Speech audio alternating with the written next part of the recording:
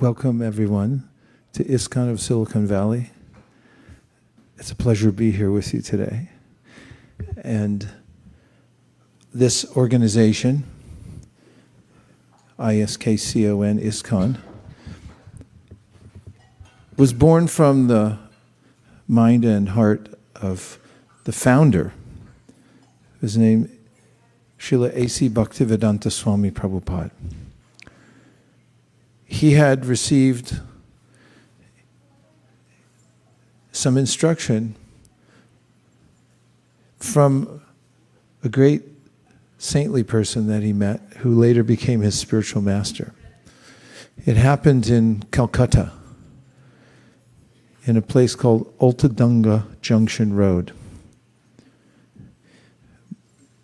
That time, my spiritual master, who was not then my spiritual master, of course he's always, but there's a way in which I don't think I was born yet.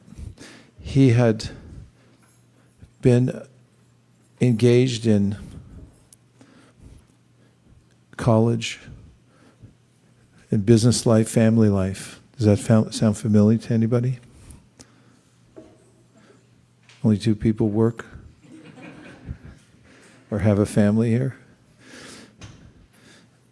And growing up, my spiritual master, his honorific name is Prabhupada,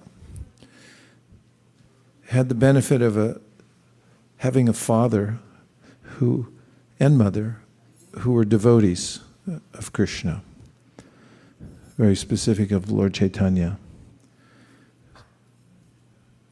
Prabhupada's father, Gaur Mohan De, who Prabhupada writes about in one of his introductory pieces, was a pure devotee of Krishna in his own right. And he was very eager for his son to become a devotee. And he would therefore invite spiritually oriented people to come to their house. And he would host them, feed them. Even in some cases, he would offer them a hookah, if that's what they wanted. And he would ask them to please bless my son to become a devotee of Srimati Radharani. And many of those sadhus, as many of you already know, someone who's a sadhaka, practicing a spiritual path in order to reach a sadhya. It's all from the same word, which means the goal of your sadhana. And many of them were professionals in that they would keep the cloth of a renunciate in order to earn a livelihood. And as a child growing up, Prabhupada had seen many of these saintly people, or pseudo-saintly people, some of them, come to the house. He didn't develop a very favorable impression about so-called saintly people. And therefore, in his college days, or just past his college days, he was already in family life, when a friend of his had told him that there was a saintly person speaking nearby, and that his friend said, "I like him very much, and we wish you to come meet him." And one of the reasons that they had wished him to come meet this saintly person, who turned out to be Srila Bhaktisiddhanta Saraswati Thakur, was that Prabhupada, even in his youth, was a leader amongst his friends. He would help to organize whatever they did, whether it was games or excursions. And they, his friends, his group, in childhood and even in college, looked up to him as a leader. So they wanted his stamp of approval that this is a substantial, saintly person. They asked him to come, and he said, no, I've seen enough. I don't need to see another. But his friend insisted, and Prabhupada mentioned that practically he dragged him to come there. The place where he did meet his future spiritual master at Ultadanga Junction Road had been an ashrama where serious practitioners of Bhakti Yoga had lived, as well as their spiritual teacher, Srila Bhaktisiddhanta. And it was in a neighborhood that would maybe be considered lower class, poor neighborhood.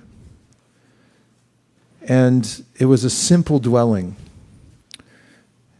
As we found out later, because later all of the residents there had moved into a large temple made of beautiful marble, something that was donated.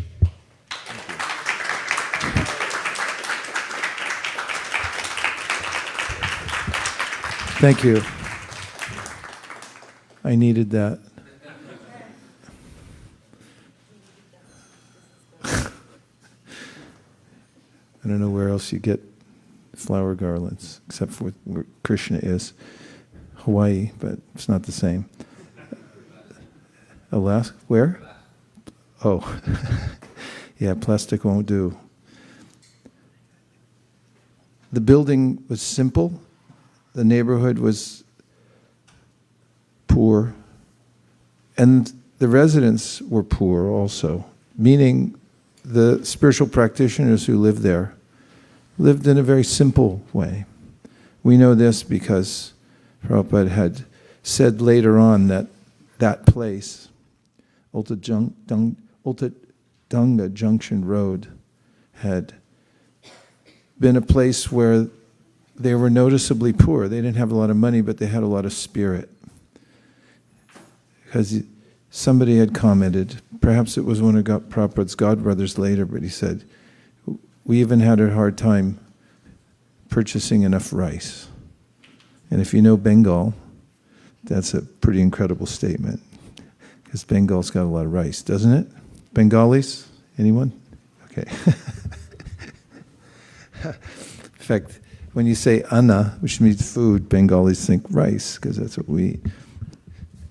And when Srila Prabhupada went there, he walked up some stairs, and he met his spiritual master who was seated there with some of his followers.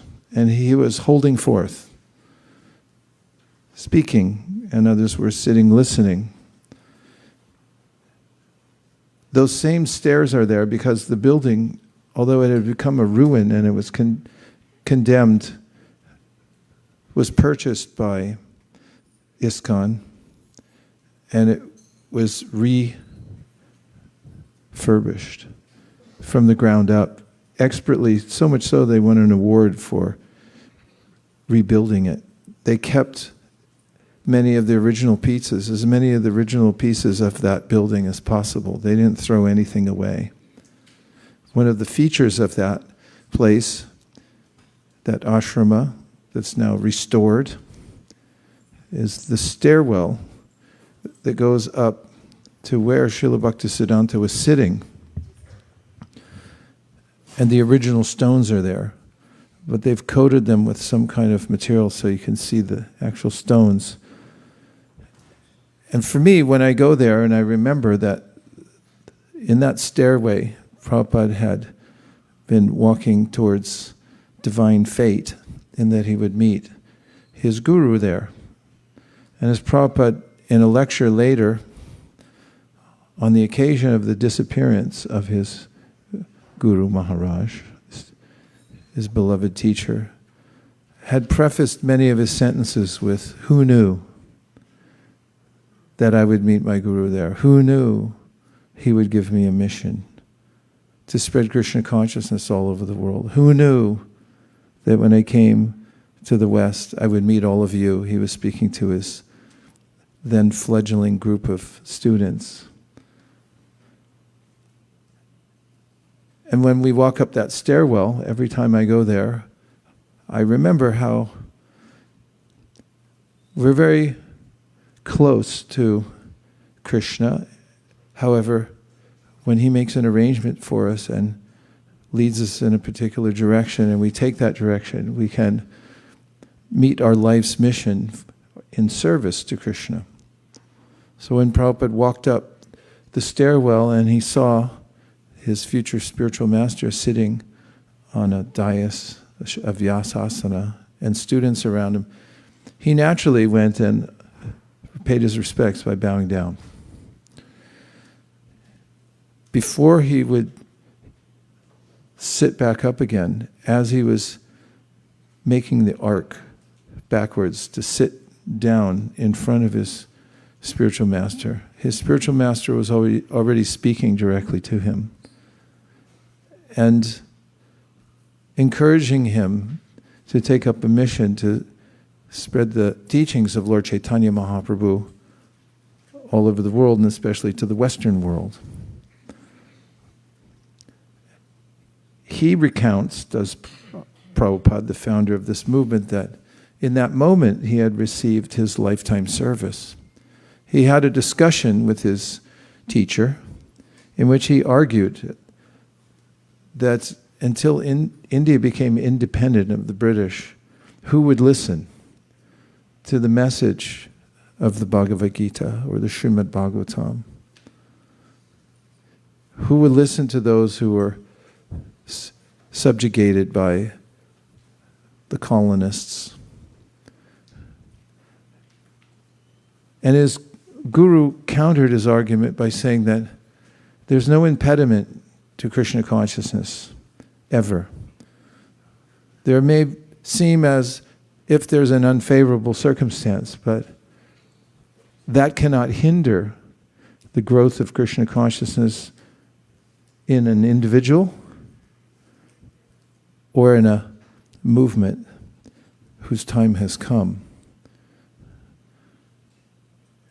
And little by little, in discussing with his guru and giving his own arguments of why it couldn't be done, his guru convinced him that he should assume that it could be done. And he does Prabhupada, about how during that meeting his trajectory in life had changed. He was not the same person when he walked out as when he walked in. Because now he had a sense of his ultimate purpose in life that he had received through the representative of Krishna, the spiritual master. This is a principle that Krishna talks about in the Bhagavad Gita. Evam parampara praptam imam braja shreyo vidu sakalaneha mahata yoga nashta parantapa. It's the way in which Krishna, who's the origin of everything and everyone, gives benevolent instructions to the first created being of the universe, which is whom? Okay, if you said Brahma, give yourself 20 points. I can't tell who said who did. You got 20, okay. And Brahma then spoke the same message that he heard to his son, Narada. And Narada then had a disciple for 30 points. Who is Narada's disciple? Give yourself 30 points if you said it. Some of you have 50 points now. There's a traceable line of teachers who had similar experiences to our Prabhupada, who had met an ambassador of the Supreme, and then who had subsequently become ambassadors themselves. And by divine arrangement, when there are those who are representing Krishna, there are also those who are searching for a representative. This is mentioned by one of Krishna's most magnificent and munificent avatars in his teachings to one of his intimate disciples, in which he said, Brahmanda Brahmate Khon Bhagyavan Jeev Guru Krishna Prasadi Pai Bhakti Lata Beach. Were wandering, he said, means countless living entities. Check and see if you're a living entity. Have you checked today, or did you just wake up and do whatever you normally do, or did you check in? I went to the park today and I sat down in my local park early in the morning. Only a couple dog walkers. It's unfortunate dogs get up so early, but what can be done? I sat for a long time. I chanted my Gayatri mantras there, but I wanted to take a long time to chant, and I was just appreciating that I was alive, because oftentimes I'm so absorbed in living in my life situation that I forget I'm alive.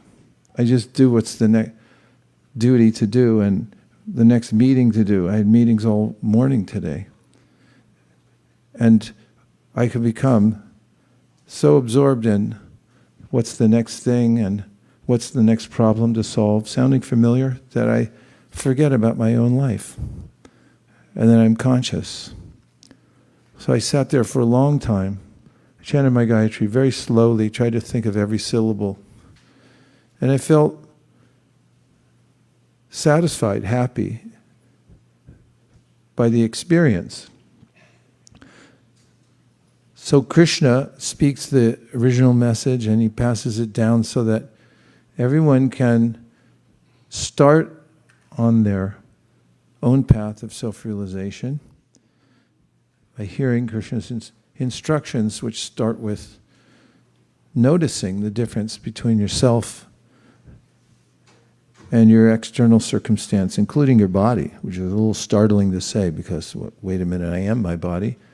But Krishna says, Dehi no sminyata dehe, komaran yovaram jara, tata deha tir dhiras tatra namuyate. He said, if you're a little sober-minded, and you take some time to observe, you'll notice that you're not your body. And Krishna then advises that you find somebody who can help guide you on the path of spiritual realization. So Chaitanya Mahaprabhu said, we're wandering as living souls in this world. We've forgotten who we are, what our purpose is. But then there's this time in which we can become fortunate. He says, by Krishna's arrangement, one can meet Guru, a representative of Krishna, and by the mercy of the Guru, one comes to know Krishna. The combined effort of Krishna from within our own hearts, and he also arranges externally that we can meet guides that help us to know Krishna. It's something that Sri Uddhava had noted himself in the Srimad Bhagavatam 11th canto. Naivo payantya pachitim kavayastavesha. He said, I'm so grateful that Krishna is guiding me from within the heart, and that he has also arranged externally for there to be guides to show his own path, how to go back to him. So that meeting in Ultadanga Junction Road, we now know was very significant, because at the time that he met his spiritual master by divine arrangement and had received the instruction, he was inspired to carry it out, but could he carry it out right away? Say no. 10 points. It took him 12 years before he could fully embrace the process of initiation. That didn't hinder him internally from incubating a plot to carry out the order of his spiritual master. There are ways in which we may receive an instruction that seems impossible. I have a real life fairly modern example of this, because in 1975 in Los Angeles, Srila Prabhupada had called all of his leaders from around the world to meet there. He had something very important to tell them, and he wanted to tell them in person. They flew in from various parts of the world. The governing body commissioners that he had appointed to help manage the movement. And every morning he would go to one part or another of Los Angeles for his morning walk. It was a suggestion by a cardiologist who told Prabhupada he would live longer if he walked every day. So Prabhupada religiously went out and walked briskly. And oftentimes he imparted some of his most important instructions to those who came with him on his walk. And this particular day on Venice Beach, where we're just about to go to hold the Ratha Yatra, Prabhupada was walking, and along with him there were a couple of devotees. One was Radha Ballabha, and another was Rameshwar. They were managing the Bhaktivedanta Book Trust in Los Angeles. And Prabhupada had written the manuscript for the Sri Chaitanya Charitamrita. But it was sitting there because the devotees in the BBT were working overtime to keep up with Prabhupada, who was producing many manuscripts. In fact, he had started by the instruction of his guru, who also had later told him that his main mission should be printing and distributing books. Teachings of Lord Chaitanya, Nectar of Devotion, Krishna, the Supreme Personality of Godhead. Some of them he had printed on a home printing press. The first property ever obtained in ISKCON was in Boston on Beacon Street. And at that time, in our organization called International Society for Krishna Consciousness, it wasn't very international. There was only a couple places on the planet where people were part of the organization. It was sparse. What's more, there was not much money. And nowadays, there's working devotees who earn money, they give money. Back then, there were no working devotees. Well, maybe one or two. A couple of my godbrothers joined, and one of them was driving a taxi cab. And he thought, I'll join, I'll become a renunciate. And Prabhupada said, nope, work. And give the fruit of your labor to help this movement. And he did that. And more, because he had an inheritance and he gave some money. You'll see his name in one of the books where Prabhupada appreciated his donation, so he was able to print the Nectar of Devotion. So, at the time of 1975, there were quite a few books that Prabhupada was working on, and one of them was the Sri Chaitanya Charitamrita, which is 9 volumes. If you take the time, you can notice it in that bookshelf. It's the second shelf down, the golden colored books that are there. It's an extensive work. There was also a professor in Chicago at the time named Professor Dimmock.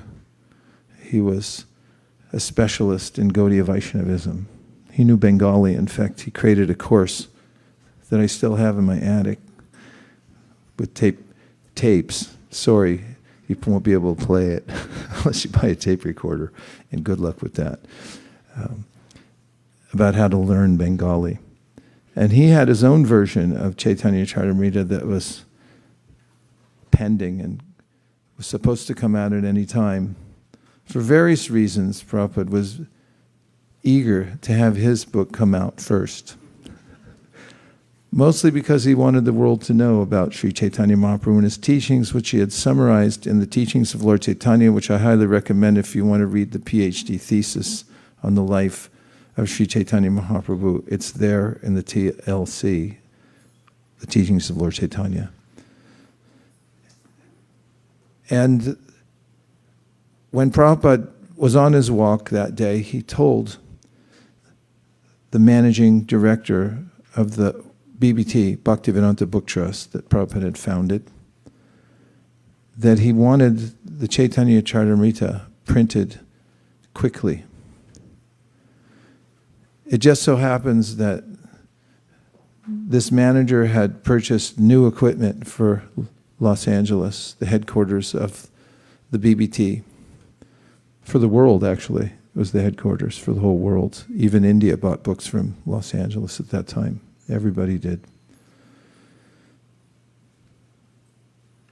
And he, with a sense of pride, perhaps, that they had prepared for this, he said, we can print one of your books from the manuscript of Chaitanya Charitamrita, one every 2 months, which would have been a record according to the pace at which they had been able to print books in the past. So he proudly said that, did Rameshwar. And Prabhupada then stopped and he said, I want all the books in 2 months. And famously, or maybe I'll say first, infamously, Rameshwar had replied, but Prabhupada, that's impossible. Prabhupada then famously said, impossible is a word used in a fool's dictionary.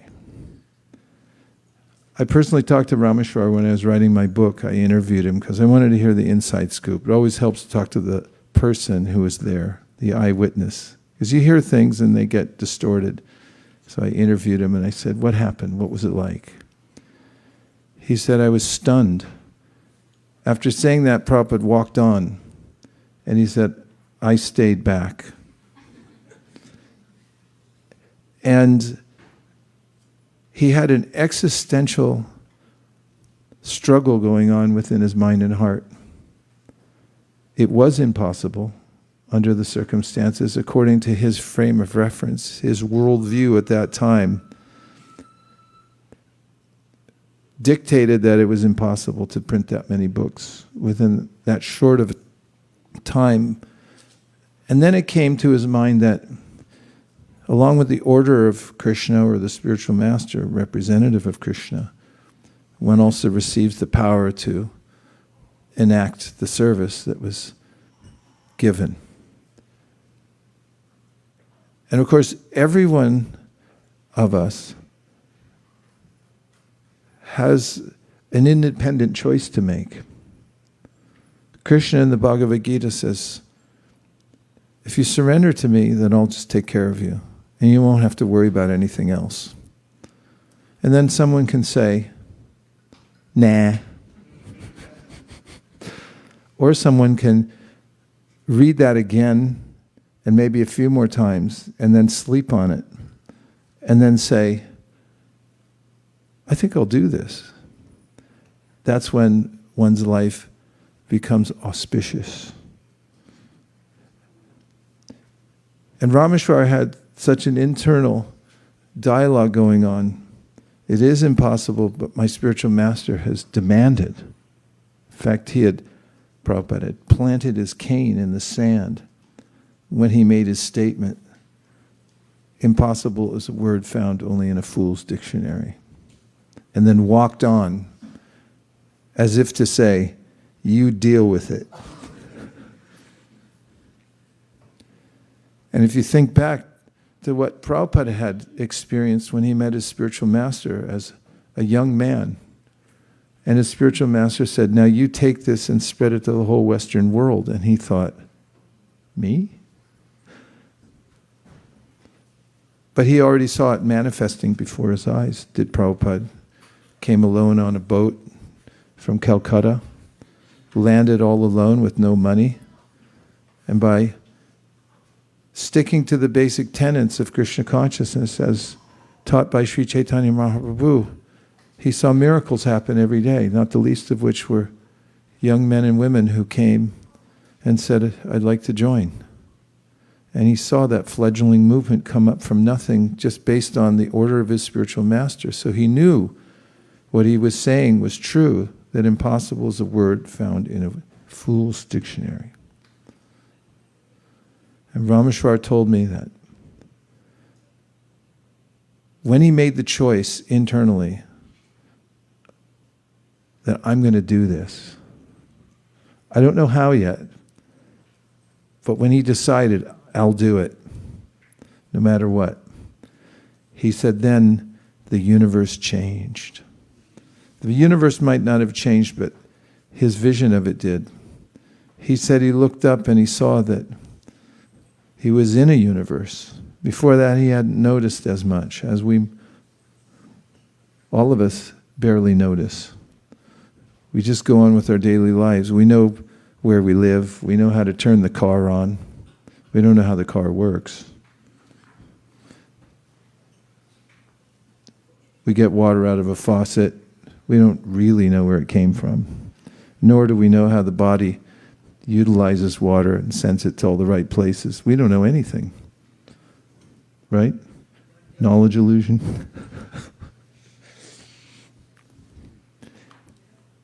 And suddenly, he said, after he accepted it, deeply in his heart, he made the decision, I accept. That's when he said, ideas started flowing into his mind like a current, waves of a river coming in. And he and his assistant then began to animatedly discussing the possibilities. He said so animatedly that he wondered at what the people along the beach must have thought if he saw them conversing in one of those dialogues that you get on your phone and you're thinking, come on now, would you get to the point? And then you push 2x. He said they were talking like that.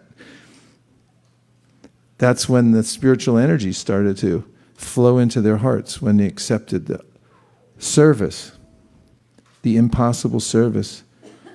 And with these ideas in mind, the two of them ran to catch up with Prabhupada and asked Prabhupada if we can ask some concessions. And Prabhupada granted each one of them for the sake of finishing it within 2 months. One of the concessions was, we move all of the members of the BBT, some of them had been stationed at other places like the East Coast, everyone come to Los Angeles. Granted. We also speed up the process of the artwork because it takes a long time to paint a picture, doesn't it? What to speak of, have it photographed, which was the system back there, and nowadays they're scanned. What to speak of, they had to get them approved by Prabhupada.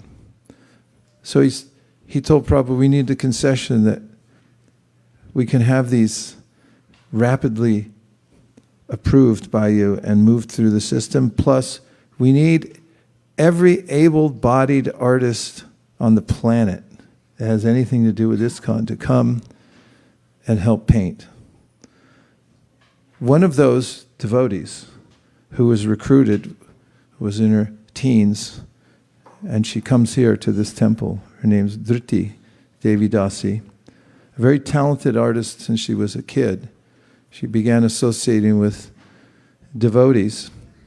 Although she wasn't fully committed at that time, she liked the devotees. She hung out with devotees, and then she got recruited to come to Los Angeles to paint. And when she stepped in the door, they immediately escorted her to an artist studio on Vaisesika Avenue and said, here's what we need, please paint. She told me on an interview that I did with her that I just thought that was what ISKCON is. You walk in, they take you to a room and say, paint. I asked her, when this 2-month marathon was finished, was it a relief?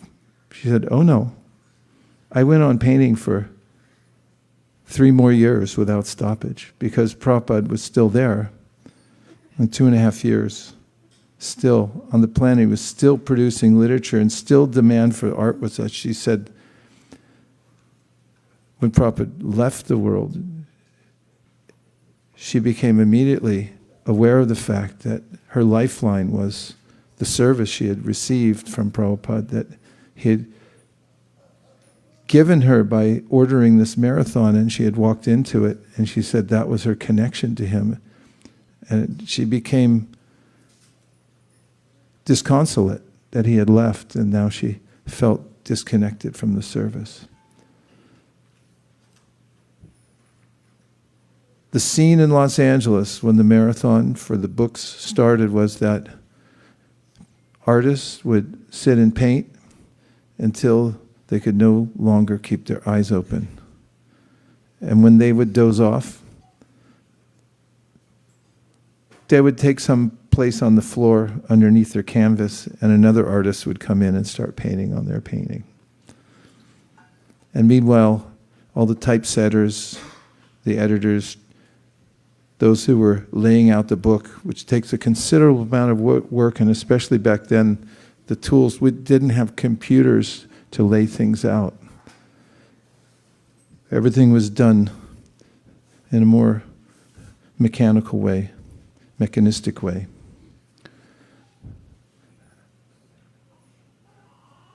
Halfway through the marathon, some of the books were available, and the leaders of the marathon had brought them in before Mangalarti and put them on the altar, and then when the curtains opened, they were there. And those who were eyewitnesses at the time said everyone at Mangalarti was weeping. And finally, the marathon had finished 2 months and 1 day. They had completed the task. And they'd been able to print the entire Chaitanya Charitamrita in 2 months. And Prabhupada wrote them a letter guaranteeing that they would go back to Godhead.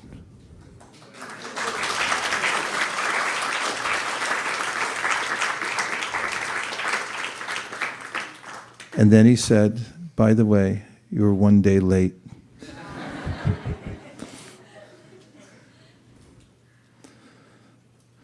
So this is the international site for Krishna consciousness that came up as a miracle. It came from the serendipitous meeting of our founder Acharya and his spiritual master, who represented the line of teachings coming from Krishna. And someone may say, well, how do you know that works?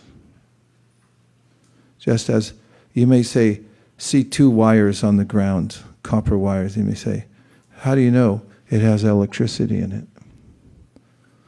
And we just say, touch it. You'll know. And in a similar way,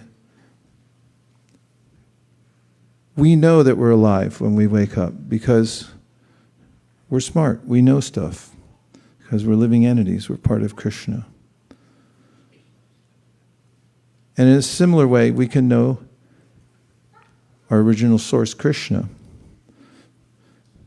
through the process of consciously accepting service and hearing and chanting about Krishna. And therefore, this movement has become successful because it works. So, Srila Prabhupada was eager that people everywhere in the world would have an opportunity to experience that they're souls, that they're conscious beings, part of Krishna, and that we have an eternal relationship with Krishna that is ever deepening, and that can be revived by the process of bhakti. The simplest of forms of bhakti is chanting the names of Krishna in the Hare Krishna mantra. And one can also become immersed in thoughts of Krishna by hearing from Bhagavad Gita and Srimad Bhagavatam. So we have a simple movement. It's based on faith. It's based on direct experience of the process of bhakti. And another aspect of our movement is that it moves, or it's supposed to move, which means it's an evangelical movement. The founder of this movement 500 years ago, in general, the Sampradaya was revived by Sri Chaitanya Mahaprabhu, who compared it to a flood that drowns one in happiness. And he said, I wanted to drown everyone. And therefore he made arrangements that everyone could be touched, not just touched, but inundated by the transcendental sound vibration of the Hare Krishna mantra. They would also be edified by reading the bona fide literatures that describe the Supreme Personality of Godhead, and joyful in meeting devotees and breaking bread with them, taking spiritual food. So we're all part of that movement here in ISKCON Silicon Valley. We're very fortunate. I was sitting down in Burlingame, where I've been sitting for the last 36 years, and minding my own business. And all of a sudden I heard some news. There were a few devotees that had come here to Silicon Valley, and they had rented a little house over on New Jersey Avenue. A few people invited me, why don't you come check it out? I came once, and beautiful deities of Radha Krishna were there in the living room, these deities. And Mahaprabhu was there too, in somebody's living room. It was a small house. And the devotees had partitioned the house with some kind of plywood so that half of it was for grihastas and the other half was for brahmacharis. And that was our first temple here in ISKCON Silicon Valley. Thank you. Until the neighbors figured out we had opened a church in a residential neighborhood. There was no parking anywhere on Sundays because so many people came to the house. But to speak of all the smells of cooking all day long. So they said, can you do that here? As in, you can't do that here. So the devotees then found around the corner on Union Avenue a little storefront. It was a humble place that had an Allstate insurance sign on the top, next to which we placed a sign that said Bhakti Yoga. That's all it said. And it had pane windows that you could see in from the street. Small parking lot, tiny little strip mall it was. And next to that was a haircutting salon. And next to that was a pizza place. And next to that, there was a computer repair shop. I don't know what was further down than that. I didn't walk that far. And when people would come to the strip mall to get a pizza, have their hair cut, or fix their computer, they would walk past the little storefront and they would go like this.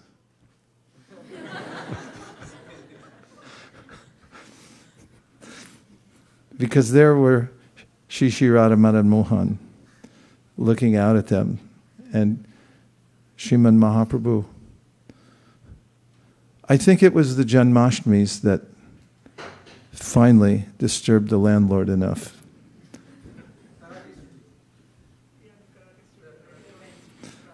He saw that we were bringing hundreds of people into the little storefront. We had to have our Janmashtami in the smelliest little place in Silicon Valley, a karate studio across the street. But we were all happy. We had our programs there, and when we crossed the street to get there with the deities and carrying prasadam and so forth, we were joyful having kirtan. But the landlord finally said, can you really do that here? Meaning, get out of here. Your lease is over. And then we found what I thought was the most improbable little dwelling I'd ever seen.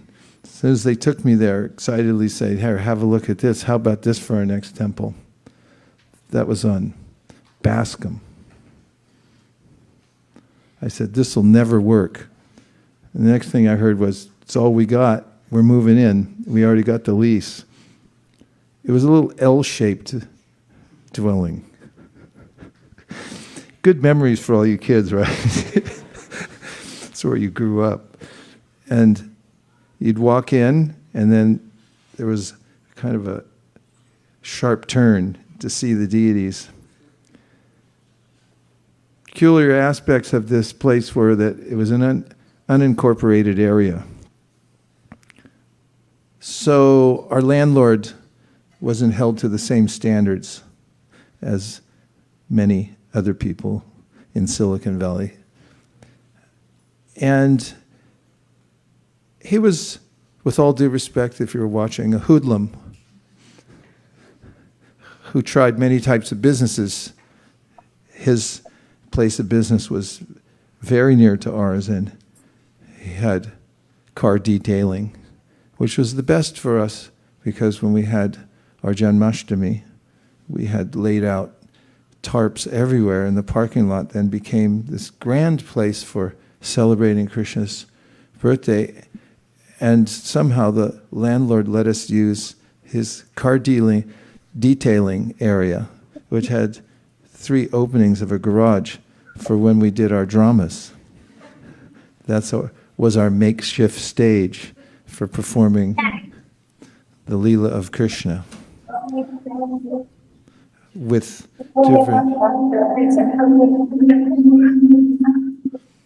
different types of soaps and sponges in the background and so forth. And then we discovered across the street was a fencing studio, fencing like this. And it was a wide open space, and somehow we made that place into a glorious temple room for Janmashtami. And again, hundreds, maybe even thousands of people came for that. And because it's a busy street, we would take people in cars and drive them across the street to take them there, telling each one that we were taking them across the Ganges or the Jamuna to the other side. And after 7 years of being in that place where there was no air conditioning, record heat during Janmashtami was 104 degrees. We knew who was very dedicated because all the people who weren't said, "Are you going to go to Janmashtami in that place?" And you're kidding, it's 100 degrees in there.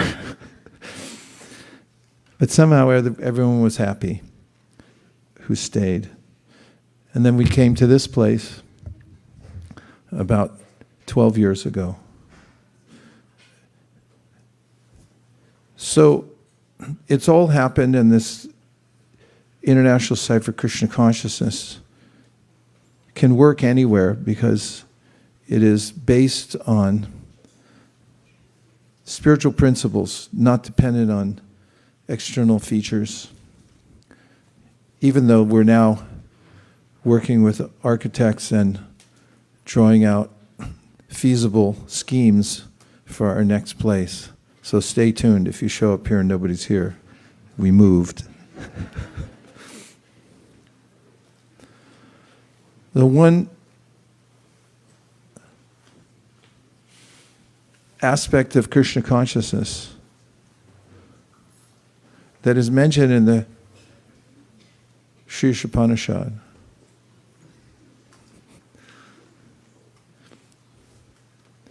is that one who's spiritually minded treats every living being with respect. This is a universal principle.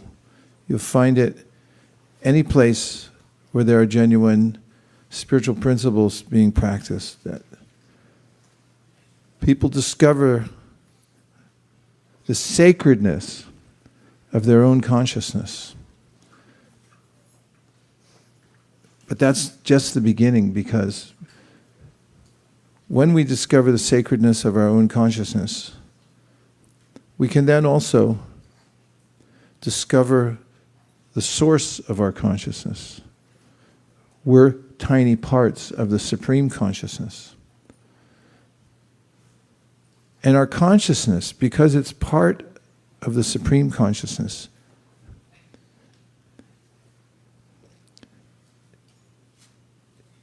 is venerable, it's worshipable, it's honorable, it's virtuous. Consciousness itself is pure. As our source is pure and we're part of our source, the first experience of self-realization in Krishna consciousness is to notice the exalted quality of one's own consciousness and how it's different from the material world. And I'm going to read to you a short, well, it's actually long, passage. Depends on your practice of reading. From the Srimad Bhagavatam. Yesterday we were fortunate to be together on a Zoom meeting that we hold every Saturday called Youth Jam. And I had asked devotees to mention what their favorite verse and purport might be from any of Prabhupada's books. And Brajaras Bhavana Prabhu had picked this verse and read it. It just happens to be one of my favorite verses also. And now I'd like to read it to you. May I have permission? Do you have enough air? You're going to need oxygen for this. You okay? More air. If you can get a cross ventilation, you'll definitely need oxygen for this. In fact, just try to sit a little straighter for a second and take a nice deep breath. And imagine that you're at Naimisharanya and you're going to hear something that will change your life. And the practice of bhakti starts with hearing. So we're doing direct bhakti practice now. And I'm going to read to you. And the practice is to listen. The mind will go off somewhere else. It'll problem solve. Did I leave the stove on? Who's going to pick up Schnicky tomorrow? Come back to the hearing and practice just listening, knowing that this is coming from a divine source. Tadvag visargo janataga viplavo. It's not from this creation, it's from a higher creation. Bhagavan sarva bhuteshu lakshata swatmana hari. Drishyar buddhyadibhir drashta lakshanayar anumapakai. The personality of Godhead, Lord Sri Krishna, is in every living being, along with the individual soul. And this fact is perceived and hypothesized in our acts of seeing and taking help from the intelligence. Srila Prabhupada's purport. The general argument of the common man is that since the Lord is not visible to our eyes, how can one either surrender unto him or render transcendental loving service unto him? To such a common man, here is a practical suggestion given by Srila Shukadeva Goswami as to how one can perceive the Supreme Lord by reason and perception. Actually, the Lord is not perceivable by our present materialized senses, but when one is convinced of the presence of the Lord by a practical service attitude, there is a revelation by the Lord's mercy, and such a pure devotee of the Lord can perceive the Lord's presence always and everywhere. He can perceive that intelligence is the form direction of the Paramatma, plenary portion of the personality of Godhead. The presence of Paramatma in everyone's company is not very difficult to realize, even for the common man. The procedure is as follows. One can perceive one's self-identification and feel positively that he exists. He may not feel it very abruptly, but by using a little intelligence, he can feel that he is not the body. He can feel that the hand, the leg, the head, the hair, and the limbs are all his bodily parts and parcels. But as such, the hand, the leg, the head, etc., cannot be identified with his self. Therefore, just by using intelligence, he can distinguish and separate his self from other things that he sees. So the natural conclusion is that the living being, either man or beast, is the seer, and he sees besides himself all other things.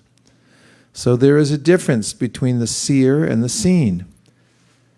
Now, by a little use of intelligence, we can also readily agree that the living being who sees the things beyond himself by ordinary vision has no power to see or to move independently. All our ordinary actions and perceptions depend on various forms of energy supplied to us by nature in various combinations. Our senses of perception and of action, that is to say, our 5 perceptive senses of 1, hearing, 2, touch, 3, sight, 4, taste, and 5, smell, as well as our 5 senses of action, namely 1, hands, 2, legs, 3, speech, 4, evacuation organs, and 5, reproductive organs, and also our 3 subtle senses, namely 1, mind, 2, intelligence, and 3, ego, 13 senses in all, are supplied to us by various arrangements of gross or subtle forms of energy. And it is equally evident that our objects of perception are nothing but the products of the inexhaustible permutations and combinations of the forms taken by natural energy. As this conclusively proves that the ordinary living being has no independent power of perception or of motion, and as we undoubtedly feel our existence being conditioned by nature's energy, we conclude that he who sees is spirit, and that the senses as well as the objects of perception are material. The spiritual quality of the seer is manifest in our dissatisfaction with the limited state of materially conditioned existence. That is the difference between matter and spirit. There are some less intelligent arguments that matter develops the power of seeing and moving as a certain organic development. But such an argument cannot be accepted because there is no experimental evidence that matter has anywhere produced a living entity. Trust no future, however pleasant. Idle talks regarding future development of matter into spirit are actually foolish, because no matter has ever developed the power of seeing or moving in any part of the world. Therefore, it is definite that matter and spirit are two different identities. And this conclusion is arrived at by the use of intelligence. Now we come to the point that the things which are seen by a little use of intelligence cannot be animate unless we accept someone as the user of or director of the intelligence. Intelligence gives one direction like some higher authority, and the living being cannot see or move or eat or do anything without the use of intelligence. When one fails to take advantage of intelligence, he becomes a deranged man, and so a living being is dependent on intelligence or the direction of a superior being. Such intelligence is all-pervading. Every living being has this intelligence, and this intelligence, being the direction of some higher authority, is just like a father giving direction to his son. The higher authority who is present and residing within every individual living being is the super self. How are you doing so far? I don't think the air helped that much. It seems warmer since we opened the doors. Is it? Do you want to hear more, or would you like to have a short discussion on what we read already?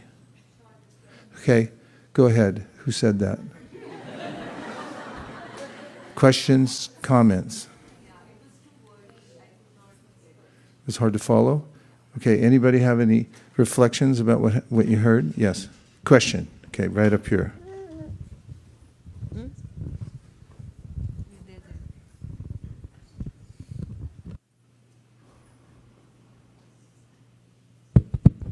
Thank you, Maharaj, for giving us such a nice narration of how the temples, how they were shaped. So, two questions actually. One was, could you tell us about how the deities came here? The Radha Madan Mohan deities. How the deities came here? Well, there was a devotee who founded this first iteration of ISKCON of Silicon Valley, named Rohini Kumar, and they were his personal deities. They were slightly different because same Radharani was there. Krishna was Nathji, and they were together. And they used to stay in the little house that's next to the Los Angeles temple. So I walked in there one day when I was visiting Los Angeles, and I sat and chanted Brahma Samhita to those deities, and then later they came here. Mahaprabhu was there, but that's it. Mahaprabhu and Radharani and Nathji. So after founding the ISKCON of Silicon Valley and bringing his team with him, Rohini Kumar took a hiatus. That left younger devotees to fend for themselves, and fend they did in such a nice way. One thing led to another, as I already explained, and the fledgling organization came under the banner of ISKCON. And at that time, there was a tacit agreement, actually it was a spoken agreement, that if Rohini's deities ever came under the banner of ISKCON, they would have to be reorganized to have not Nathji with Radharani, but regular Shyamasundar Krishna. And so there's a family that lived in Washington, D.C., who adored that deity and wanted to worship him. We brought Madan Mohan, or I believe it was Bhaktavatsal brought him from India, or was it Jananivas? Jananivas brought him Bhaktavatsal. Jananivas brought Nathji on an airplane to Washington, D.C. with much fanfare. He ordered him a seat on the airplane and ordered him a fruit plate and buckled him in, and they brought him to the airport on dolly that was decorated and somewhat appropriate for the Lord. And while on the flight, one of the flight attendants came up to Jananivas Prabhu and said,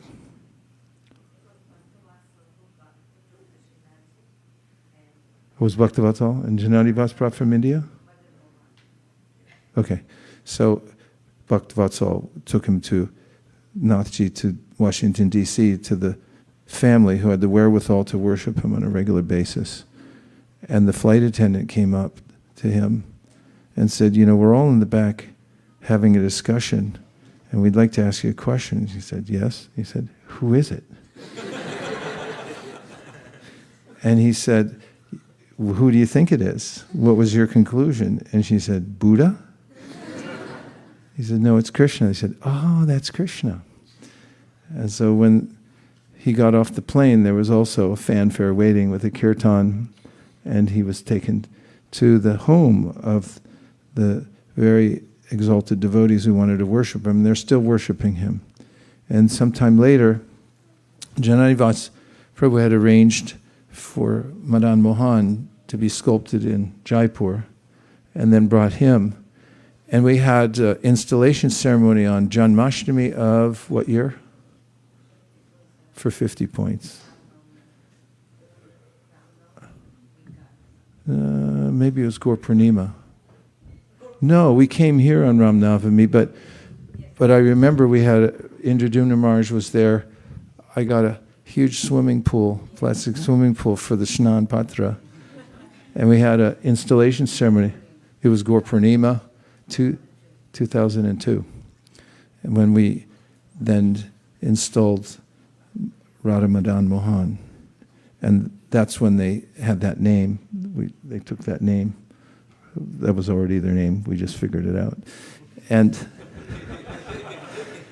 then, in our, as I've described that, a little L-shaped building we had. I don't even know if it's still there. I'd be surprised. It's there, wow. It's available. So, on 9/11, day of 9/11, remember that? You do? What happened? There was an attack, right? You don't want to remember. Okay.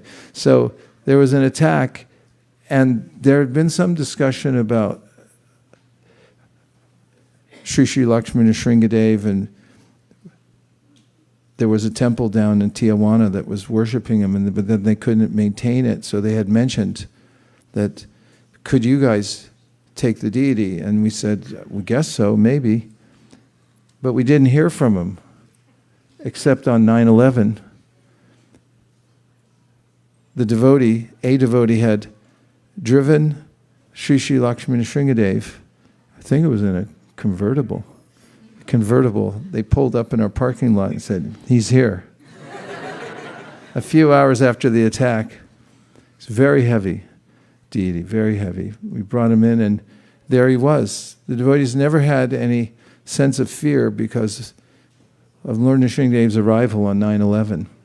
Everyone felt that was so indicative of his protection. And then we added Sri Sri Panchatattva. Prabhupada had started the Krishna conscious movement. The only deities we had in our movement were Panchatattva. There's still some original oil paintings of Panchatattva around the movement. One of my friends in Alachua has one of the original paintings. And that's what Prabhupada set up for deity worship everywhere, was a picture of Panchatattva. Still, I highly recommend it. If you want a picture of Krishna in your home and start an altar, get a nice picture of Panchatattva. And that's why we have a picture of Panchatattva on the left altar. There you go. There it is. Okay. Last chance to ask a question. Yes? Thank you, Guru Maharaj. I had a reflection actually. Yes, please. So I was thinking about that when Srila Prabhupada bowed and to Srila Bhaktisiddhanta Saraswati Thakur, I was thinking like how much Srila Bhaktisiddhanta Saraswati Thakur wanted it to preach in the West, and that anybody who was coming, he was asking like, I mean, I don't know, but like somebody came and just bowed and he said like you should go and preach in the West. So I was thinking like how much he wanted it, and then getting this opportunity to in here and being fortunate to do some service. So it was very nice. When somebody is invited into the divine energy of the parampara as a servant to help, and anybody can be, just a matter of acquiescing, then such a person, as Krishna describes in the Bhagavad Gita, Mahatmanastu Mamparta Daivim Prakritim Ashrita, is empowered by the internal potency of the Lord. And such devotees are always eager.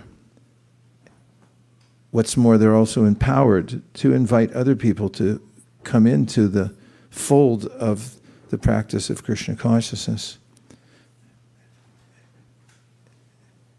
And I've noticed, thinking back to one time in our temple on Union Avenue where we had the storefront, we had just become serious about going out to distribute books, and there was a new person there who had gone out to meet people and distribute books, and he found the experience so enlivening that the next morning while we were sitting in the class, I saw somebody walk up to the window because they saw Bhakti Yoga and they wanted to know what was going on, and they looked in the window, and then we were having class and they walked away, and I saw this devotee jump up, run out the door and catch up with the person and say, no, please come in. And that enthusiasm to bring other people to Krishna consciousness is the internal or divine energy of the Lord, invites other people to come in. And everybody has an opportunity to take up that kind of service, to do the simple process of hearing and chanting, and then also distributing it to others, and it makes a very complete practice. So now we're going to try the chanting of Hare Krishna together. And then after that, we have a genuine Artik ceremony where we'll be offering various articles to Shri Shri Radha Madan Mohan, and we'll all be able to witness that and sing together and dance. It's our dancing opportunity coming up just a few minutes. And after that, we'll have a couple of brief announcements, and then we're going to feed everybody, not just here, but if you have friends anywhere, you can call them and tell them to come. We'll feed everybody in the whole county. Whoever comes, we'll feed them. So if you're listening, get on down here. I've been waiting for the Hare Krishna dance party. People don't dance enough in the world. They're all stifled in cars and little houses and cubicles and in their minds. Let it go now. So we made this temple special. The only part we kept it, well, a few walls, but this floor was, that's why we bought this place. It's a wooden floor. That's what you want in a temple room. Marble's too hard and cold. So this is natural wood. And these trees offered themselves to us tonight. They gave their lives so we could dance. So we're going to move the asanas out of the way. No obstructions. We'll put everything in its place. Then we're going to stand up. And within the next minute and 32 seconds, we'll have everyone aligned so that we can start our Hare Krishna dance party. For comfort, convenience, if you wish, the ladies can be on this side, the gentlemen on that side. We'll keep an aisle down the middle in case we need to pull anybody out on a stretcher. No, so Prabhupada can see. And thank you very, very much for coming today, and we'll look forward to seeing you on the dance floor. Hare Krishna.